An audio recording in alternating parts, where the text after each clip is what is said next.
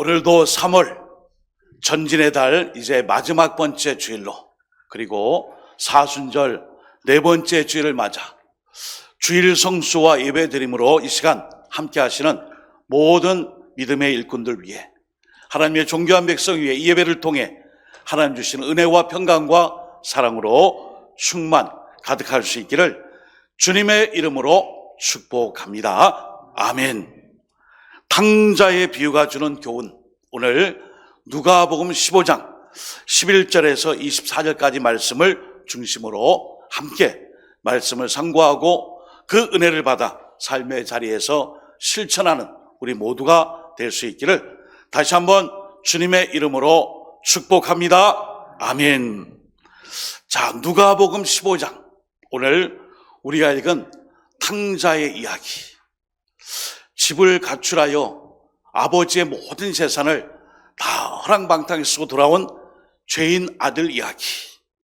이 예수님의 비유는 가장 잘 알려진 예수님의 비유의 말씀이에요. 그리고 또한 이 비유의 말씀은 가장 내용이 긴 내용의 장절로 되어 있는 예수님의 비유의 말씀인 것입니다.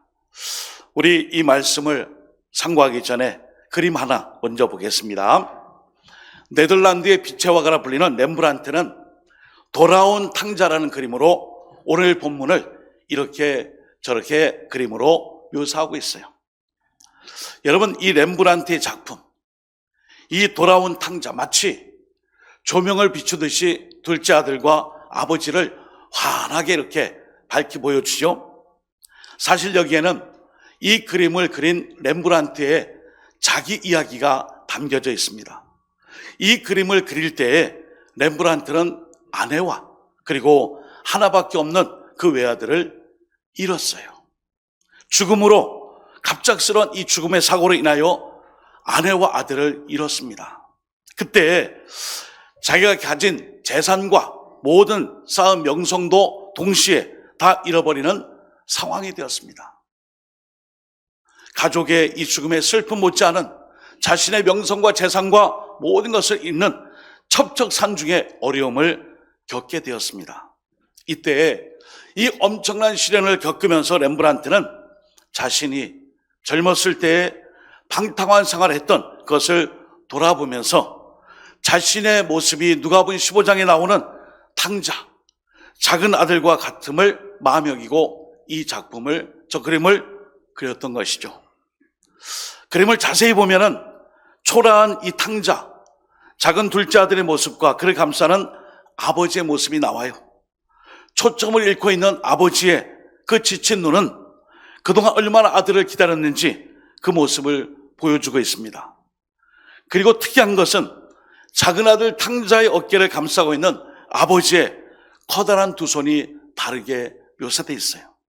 이것은 돌아온 아들에 대한 아버지의 크신 사랑과 그리고 동시에 다시는 이 아들을 잃지 않겠다라는 강한 의지의 표현으로 많은 사람들이 그 그림을 해석하고 평가하고 있습니다. 여러분, 렘브란트는 이 그림을 통해 자신의 젊은 시절에 그 모든 허랑방탕함과 죄악들, 실패와 좌절 속에 그래도 자신을 용서하시고 사랑하시는 하나님 아버지, 신실하심을 표현하려고 애썼던 바로 작품인 것을 사람들이 평가하고 있습니다. 자, 오늘 누가복음 15장 11절에서 30절 말씀을 다시 보면은 작은 아들만 말하는 게 아니에요. 아버지와 큰아들 이야기도 있습니다. 그리고 그것을 바라보는 동네 사람들, 주민의 이야기도 사실은 담겨져 있습니다. 먼저 오늘 본문은 전반부, 누가복음 15장 11절에서 24절, 우리는 오늘 전반부만 읽었어요. 후반부, 누가복음 15장 25절에서 32절 끝절의 말씀으로 전후반부가 나눠져 있습니다. 전반부는 작은 아들의 이야기를 중점적으로 말하고 있고요. 후반부는 큰 아들의 이야기로 이렇게 중점적으로 기술되어 있죠. 자, 그런데 오늘 누가복음 15장의 이 탕자의 비유에 첫 번째로 우리가 눈여겨봐야 할 것이 있어요. 바로 아버지입니다. 아버지. 전 후반부를 묶고 있는 것도, 통일시키는 것도 아버지예요. 작은 아들도 큰 아들도 모든 내용의 그 중심에 아버지와 연결점이 있어요. 어찌 보면 오늘 본문의 주인공은 탕자이기 이전에 이 모든 자식들을 향한 아버지의 그 신실한 사랑과 그 마음을 엿볼 수 있습니다. 자, 여러분, 아버지. 이 둘째 아들의 입장에서는 이렇게 얘기할 수 있어요. 아버지가 돌아가시기 전에 저에게 재산을 상속해 주셨잖아요. 제가 실패하고 보니까 죄송하지만 그때 왜 아버지 그렇게 하셨어요? 그때 재산을 주지 않고 조금 더 저를 혼내고 훈계하고 나중에 준다고 했다면 저 이러지 않았을 거잖아요. 아버지 책임이에요. 아버지가 중점적으로 그려주고 있어요. 그뿐만 아니고요. 이 둘째 아들이 집에 돌아올 때에 그 거리가 먼데도 불구하고 아버지가 뛰어나와서 이 아들을 와락 안고 집으로 이끌고 옵니다. 여러분, 불효자는 웁니다가 아니라 모세율법에 의하면은 불효자는 동네 사람들 주민들이 돌로 쳐서 죽이는 불경죄에 해당하므로 이 아들은 죄인이에요. 사형 선고를 받기에 아주 합당한 죄인이에요.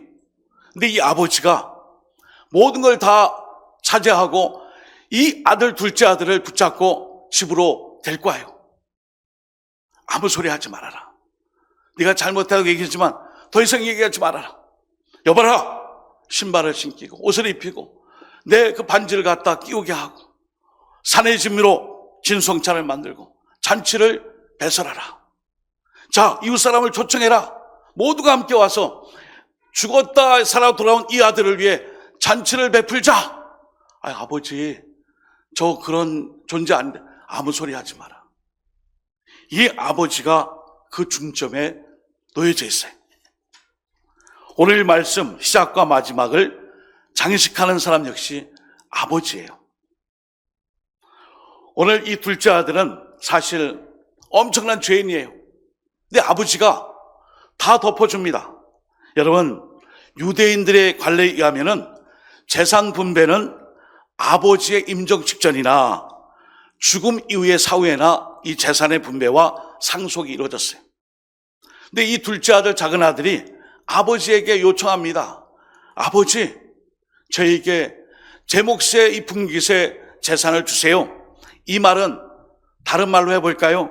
아버지, 이제 죽으세요. 빨리 죽으세요. 빨리 죽어야 그 재산 저에게 돌아오잖아요. 아버지, 그만 사세요. 좀 죽으세요. 이 엄청난 불경죄입니다. 여러분, 마가복음 7장 10절에 이런 말씀이 있어요. 모세는 내 부모를 공경하라 하고 또 아버지나 어머니를 모욕하는 자는 죽임을 당하리라 하였거늘. 죽임을 당해도 아무 말 할 수 없습니다. 그런데 이 아들이 아버지에게 당당하게 재산을 요구했어요. 이 불효를 저질렀던 이 아이, 이 둘째 아들 10대 중반쯤 되었을 것이고 이 아버지는 건장한 40대 미만, 40대 초반의 아버지였을 것이다. 성경의 학자들은 이렇게 해석합니다. 그리고 이 둘째 아들은 장자가 아닙니다. 신명기 21장 15절에 17절 보시면은 이 아들은 장자가 아니고 자자에게는 3분의 1 정도밖에 해당되는 재산을 가지고 갈 수밖에 없어요. 그 많은 재산들 당당하게 반 이상 요구할 수 없습니다. 3분의 1 받는 이 재산을 가지고 이 아들이 아버지, 아직 돌아가시지 않았지만 빨리 주세요. 얼마나 이 배은망덕하고 불효자예요? 결국 이 아들이, 성경에선 또 그래요. 이 아들이 모든 부동산 재산을 현금화하느라고 손해도 많이 받겠구나. 하여튼 현금으로 바꿔서 이방 땅에 가서 모든 이 재산을 허랑방탕하게 다 쓰고 허비하고 말았어요. 망했어요. 오늘로 말하면 주식을 했나 코인을 했나 뭐 잘못 투자했나 이런 상황이 되어 그만 쫄딱 망했어요. 설상가상 그 지역에 흉년이 들어 이 작은 아들이 먹을 것조차 구할 길이 없어 유대인의 이 체면을 무시하고 이방인의 집에 가서 돼지를 키웁니다. 이 족발이 이렇게 발이 갈라져 있고 되새김질 못하는 이 동물은 부정한 짐승이에요. 이 돼지를 키웁니다. 돼지가 먹는 쥐연 열매를 얻어먹으려고 너무 배고프니까 주지도 않아요. 돼지 먹이도 못 구하는 아주 비참한 처지에 그 상황으로 나락으로 떨어졌어요. 여러분, 인생이 이렇게 마지막 사회적, 종교적, 영적인 몰락을 경험할 때에 우리가 되지보다 못한 인생을 살아갈 때에 여러분 어떤 결정을 하시겠습니까? 오늘 탕자의 이 비유가 주는 교훈의 첫 번째는 뻔뻔함이에요. 뻔뻔함. 아, 저 사람 진짜 뻔뻔하다. 예. 자기가 잘한 거 아무것도 없는데 저렇게 뻔뻔하냐. 예. 마치 경로 우대석에 나이가 지긋한 노인분이 타자마자 좀 안쓰러워서 자리를 양보했더니 바로 앞에 있는 사람이 휙 앉아가지고 엉덩이를 띄우는 바람에 야, 뻔뻔하다. 여러분, 여기 둘째 아들을 통해 우리가 발견할 수 있는 영적인 시각이 있어요. 돼지보다 못한 인생의 비참함도 있고 자신의 그 모든 그 재산을 다 허랑방탕하여 거짓골이 되었지만 이 작은 아들은 뻔뻔함에 돌아가서 뻔뻔함을 가지고 아버지께 돌아설 수 있는 회개, 이것이 있었어요. 여러분, 우리가 하나님 앞에 다 뻔뻔한 존재 아니에요. 감히 우리가 뭘 잘했다고 독생자 예수님, 하나님의 아들 독생자를 십자가에 못 박아 대속제물이 돼 화목제물이 되어 우리가 하나님과 관계가 연결된 이 십자가의 사건이 얼마나 우리의 뻔뻔함인지 몰라요. 하나님이 우리에게 너의 죄를 자복하고 통회하고 거기에 걸맞는 제물을 바치고 그렇게 살면 내가 좀 생각 좀 하다가 너의 죄를 용서해 주리라. 그러나 예수님이 우리 대신 죽었잖아요.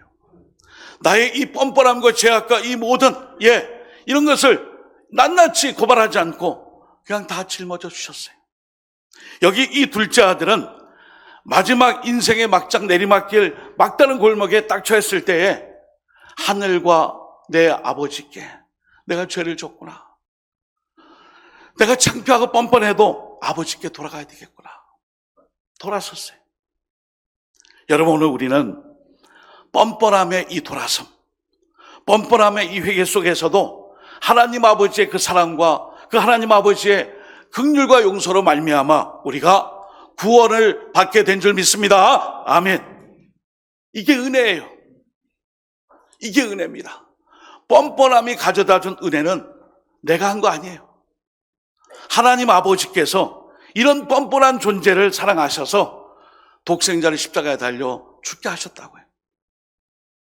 바로 뻔뻔함을 가지고 살아가는 돼지보다 못한 인생일지라도 우리는 죄를 짓고 그 상황에서 아버지가 원하는 길이 아니라면 반드시 뻔뻔할지라도 돌이키고 회개하고 돌아설 때에 하나님이 용서하시고 사랑해 주시고 긍휼과 자비로 함께 하시는 그 역사를 기억하고 그런 삶으로 회개하고 돌이킬 수 있기를 주님의 이름으로 축복합니다. 아멘. 또 한 가지는 아버지의 뻔뻔함이에요. 바로 이 아버지의 뻔뻔한 행위가 아들을 살린 거예요. 다 탕진하고 다 죄를 짓고 정말 쥐구멍을 찾아 들어가야 될 그 아들이 집에 이렇게 와보니 아버지가 저 먼 데서 보고 싶다 달려왔어요. 여러분, 부모님은요 자기 자식을 새까만데 이렇게 막 개미떼같이 막 해도 찾아오시대요. 신교대 때 그 똑같이 생기고 새까맣고 똑같은 거 뭐 입혀놔도 부모님들은 자기 자식은 걸음걸이, 두상, 얼굴 생기면서 어깨 꾸부정함, 걸어오는 모습, 저거 내 아들이 맞구나. 어떻게 알았어요? 다 보여. 엄마 아빠는 내 자식은 다 보여. 남들은 안 보여. 영천에 여기 상군상관학교 있어요. 처남이 소위 인간해가지고 장인 장모님하고 처남댁하고 연애하고 있었는데 제가 모시고 갔는데 어디 있는 거예요 도대체? 근데 부모는 자기 자식이 저기 있다. 몇 번째 저 어디 서 있다. 거기 있더라고요. 여러분, 이 아버지의 뻔뻔함이 뭐예요? 아버지 저 죄송, 입 다물어. 아버지 제가 이렇게 입 다물어.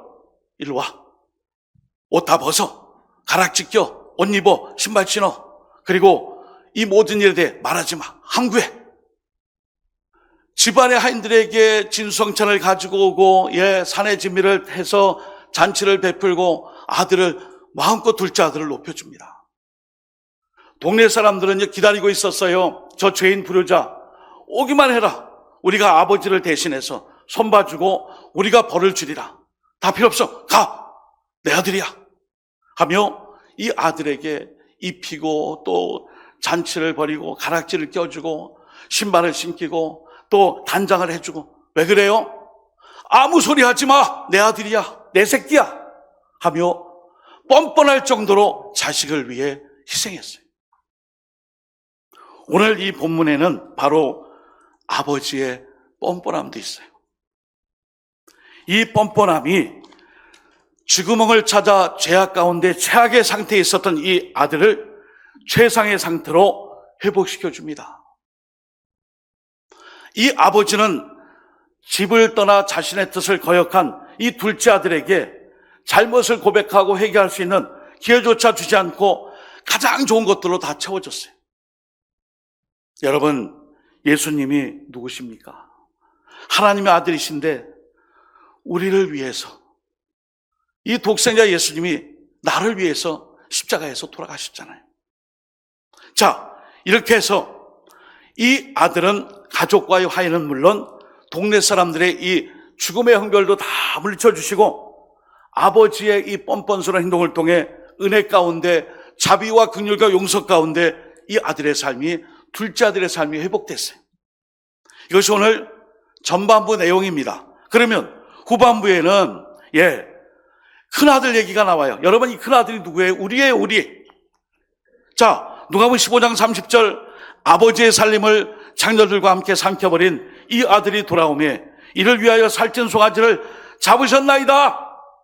화납니다. 아버지, 난 아무 짓도 안 했는데 이런 거 한번 해준 적도 없고 이벤트도 한번 없고 선물도 없고. 그러다가 이 둘째 아들 오니까 이게 뭡니까? 아버지, 저 정말 화납니다. 이때 이 아버지가 얘기해요. 누가복음 15장 31절에 얘야 하고 불러요. 그리고 누가복음 15장 31절 하반부에도 나는 항상 너와 함께 있단다. 그리고 다시 한번 누가복음 15장 31절 끝부분에 내 것이 다 내 것이 아니더냐. 다 이것이 내 것이 아니더냐. 한 번 더 약속을 확인시켜줘요. 혹시 아버지에게 내 재산의 또 반을, 내 몫의 반을 또 갖다 주는 거 아니야? 아니야. 내 것은 다 여기 있다. 내 것이다. 확인시켜줘요. 그리고 난 다음에 오늘 말씀 우리가 읽지 않았지만 누가복음 15장 32절이 마무리돼요. 이 누가의 이 기록은 아주 의도성이 강해요. 요새 드라마 작가 중에 모 작가는 이리 꼬기 저리 꼬 가지고요, 그 드라마가 어느 정점에 이르게 되면은 다 생각해요. 이번엔 또 어떻게 꼴까? 어떻게 꽈서 이 변칙적 결말을 통해 우리에게 뒤통수를 칠까? 그 작가의 특징이에요. 그런데 오늘 누가복음 15장 마지막에는 이 완결된 결론이 없어요. 의도적으로 생략되어 있어요. 그리고 이 큰아들의 입장에서 우리에게 주는 숙제, 과제가 바로 의미가 있어요. 자, 누가복음 15장에는 탕자 이야기뿐만 아니라 이른 양의 비유, 드라크마의 비유가 있어요. 세 가지 도식이 있습니다. 스크린 보시기 바랍니다. 이름과 찾음과 그리고 하늘의 기쁨이에요. 이 도식을 통해 우리에게 주시는 말씀이 있어요. 이 미완성의 마지막 부분은 우리에게 해당되는 거예요. 우리에게. 큰아들과 같은 우리에게. 누굽니까? 잃어버린 양을 찾는, 잃어버린 드라크마를 찾는, 잃어버린 둘째 아들과 같은 그 아들을 찾고자 하는 아버지와 같은 마음으로 둘째 아들 너도 이 가족 간의 모든 관계 회복을 위해 내가 할 일이 있다. 여러분, 오늘 우리가 할 일이 있어요. 바로 이 미완성으로 끝난 누가복음의 마지막 이후의 모습에는 하나님 나라 잔치에 초청받지 못한 그 사람들, 우리가 잃어버린 영혼들, 이 땅을 나가 전도를 해갖고 구원받게 할 영혼들이 너무나 많은데 우리가 그 일에 대하여 직무유기하고 있다. 전도하고 있지 않다. 여러분, 산불 피해로 정말 마음이 답답하고 너무나 안타까워요. 저희 동기 목사님들 카톡방에 산불이 나는 게 아니라 카톡방에 불이 나요. 포항노예, 경안노예, 함해노예, 교회와 교육관과 사택과 성도님들의 가정도 많이 전소됐어요. 왜 이렇게 됐느냐? 오늘 말씀을 준비하며 생각해 봤어요. 왜 이렇게 됐느냐? 야, 뻔뻔하다. 예초기에서 성묘 가서 불똥이 튀었는데 그거를 불씨를 못 잡아서 산불 났는데 사고가 이렇게 났구나. 또는 일부러 화재를 낸지 모르겠지만 그냥 갔구나. 차를 타고 도망갔구나. 또 농사철이다 보니까 이제 논두렁을 태운다든지 산에 그런 잡풀을 태우는데 그냥 막 태웠구나. 그런 걸 떠나서 생각해 봐요. 우리의 이 죄악된 모습, 개인의 이 죄악된 모습이 지역사회 이웃 공동체에게 엄청나게 큰 피해를 주고 있지 않아요? 여러분, 개인의 진정한 회복은 그 개인의 영혼뿐만 아니라 그가 속한 가정과 공동체의 회복으로 이어져요. 그렇게 되기 위해서는 여기에서 주제는 하나님 나라 선교예요.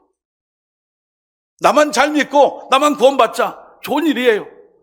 그러나 같이 함께 이 지역사 이웃들에게 복음을 전하여 아름답고 귀한 공동체, 같이 울어주고 같이 손잡아주고 같이 복음을 전하며 천국 백성 만들어가는 일은 개인주의로 끝날 일이 아닌 거예요. 우리 어제 청소 열심히 했잖아요. 그죠? 청소 오늘 어제 열심히 하신 분들 수고 많으셨습니다. 그리고 기도로 도우신 분들도 많아요. 여러분, 우리가 교회를 사랑하는 것, 나 개인 혼자만이 아니라 모든 믿음의 공동체가 함께할 때 거기에 부흥의 역사와 함께함을 통해 하나님 주시는 지역과 민족을 향한 복음의 이 역사가 마치 영적인 이 모든 파도를 타고 넘어서 곳곳으로 흩어집니다. 오늘 이 말씀의 미완성의 마지막 이 말씀은요, 너 큰아들 어떻게 할래? 또 싸워서 작은아들과 함께 원수돼서 이렇게 마칠래? 너도 뛰쳐나갈래? 그리고 주변 사람들, 이웃들에게 이거 용서하지 못하고 또 이 아이를 심판해서 또 우리가 이런 죄를 짓게 만들래? 결단이에요. 여러분, 누가복음 15장에 이 모든 말씀의 마지막 비유의 이 모든 해석은 하나님 나라의 선교의 절정을 보여줘요. 시기와 질투와 나는 집도 안 나갔는데 이런 거 해준 적이 없는데 우리가 먼저 믿었잖아요. 나중된 자 먼저 될 때 얼마나 시기와 질투심과 마음이 약올라요. 그러나 성경은 오늘 말씀을 통해 우리에게 그 상세한 말씀을 주신 거예요. 먼저 믿은 우리가 우리 둘째 아들 같은 이웃들에게, 탕자들에게 우리의 숙제가 있다. 그래서 오늘 말씀에 동생이 이제 돌아왔으니 큰형이 이제 손잡고 이제 용서하자, 같이 이제 모두 잘 지내자. 그래서 아버지와 큰아들과 작은아들과 또 일가 친척과 동네 사람 모두가 행복하게 잘 지냈습니다. 그런 얘기가 없습니다. 그냥 끝나요. 32절, 이 내 동생은 죽었다가 살아났으며 내가 잃었다가 얻었기로 우리가 즐거워하고 기뻐하는 것이 마땅하다 하니라. 아버지의 유언인지 부탁인지 명령인지 아니면 설득인지 모르지만 이렇게 끝나요. 탕자의 비유가 주는 교훈, 마지막은 우리의 숙제예요. 여러분, 우리가 전도하는 일을 이제 해야 합니다. 복음을 전하고 듣든지 아니 듣든지 전해야 돼요. 금요 전도대 10명 넘게 나오시는 분들, 그분만이 아니라 우리가 계속 전해야 돼요. 여러분, 솔직히 말씀드릴게요. 우리 교회 50명 넘는 분들 코로나 이후에 전화하고 편지 보내고 문자하고 해도 안 나와요. 스크린을 보고 말할 수는 없어요. 왜 안 나와요? 말할 수는 없는데, 여러분, 우리가 왜 안 나와요? 얘기하기 전에 기도합시다. 그 영혼이 돌아올 수 있도록. 그리고 우리의 이 어둔하고 부족하지만 입을 열어 전도할 수 있는 그 성령의 담대함을 달라고 기도하고 우리 복음을 전합시다. 그리고 하나님 맡겨주신 큰아들의 몫을 먼저 믿은 우리가 감당할 때에 오늘 이 말씀의 누가복음 15장 32절 마지막 결론 부분을 저와 여러분이 함께 잘 마무리해 갈 수 있는 그런 사명과 사명 감당과 또 하나님 나라의 선교를 위해 이제 4월 희망의 달입니다. 희망이 없는 이 땅의 주님의 십자가의 죽음의 부활을 통해 부활의 천년매를 통해 생명을 우리에게 허락하신 그 소망 가지고 복음을 전하고 증거하는 우리 모든 믿음의 종들 다 되시기를 예수 그리스도 이름으로 축복합니다. 아멘. 함께 기도합시다. 하나님, 제가 큰아들입니다. 제가 볼 때 동생 이름도 뻔뻔하고 아버지 모습도 뻔뻔하지만 뻔뻔함의 돌이킴이 구원의 역사와 화해와 그리고 새로운 회복과 치유가 있었듯이 하나님, 저도 하나님 부족하고 뻔뻔했지만 사명 잘 감당할 전도하는 일에 하나님 나라 선교를 위해 쓰임받게 해달라고 주여 한번 주의 1, 2분 기도드립시다. 주여 하나님 아버지, 하나님 아버지, 오늘 말씀 하나님 나라의 선교에 우리에게 주시는 명령의 말씀인 줄 믿습니다.